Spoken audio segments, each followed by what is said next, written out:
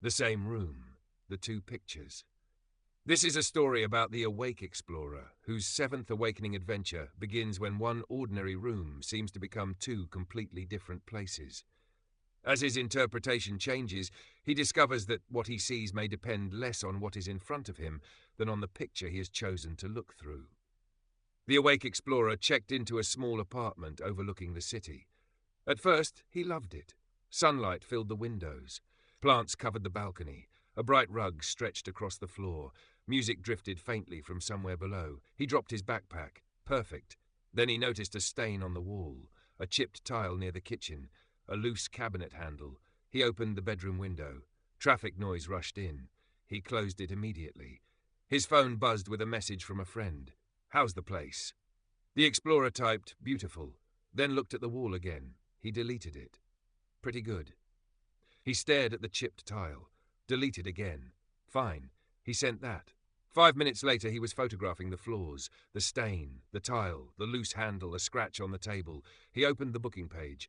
The photos online looked brighter than the room now seemed. Of course they do. He zoomed in on one photo. No stain. Interesting. Then another. No chipped tile. His mood shifted. What had felt charming 10 minutes earlier now felt misleading. He opened his laptop and began drafting a message to the host. Before he finished, a notification appeared. Course correction. 2 pictures can be made of the same thing. Notice which one you are choosing. The explorer leaned back. 2 pictures? He looked around the room. Nothing had changed. The stain was still there.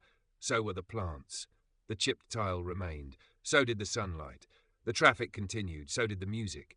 He realized he had not merely discovered flaws. He had built a new picture. In the first picture, the apartment had been welcoming. In the second, it had become evidence that he had been deceived. Same room, different meaning. A knock came at the door. The host stood outside holding a small toolbox. "I noticed the cabinet handle was loose when I cleaned earlier. I forgot to fix it." The explorer stepped aside. "You noticed?" "Yes." "Sorry about that."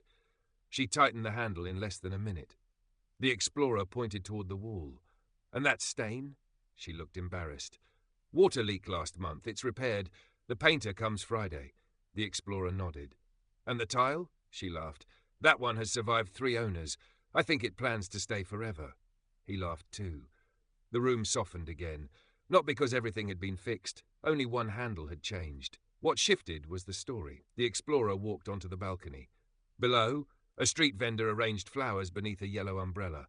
A dog slept beside a bicycle. Laundry moved in the breeze. He took a photo, then looked at the picture. It was beautiful. He turned around and photographed the stained wall. Also true. He placed the 2 photos side by side on his screen. Same room. The host looked over. "What?" "Nothing. I'm conducting a very advanced investigation. Into plumbing, into perception." She smiled politely and left. The explorer sat at the table. He thought about other situations that had changed in exactly the same way. A friend became selfish after one disappointment. A trip became ruined after one delay. A day became bad after one mistake.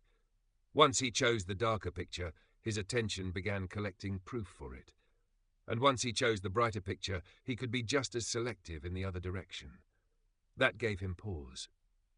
Maybe the lesson was not to replace every unpleasant interpretation with a cheerful one.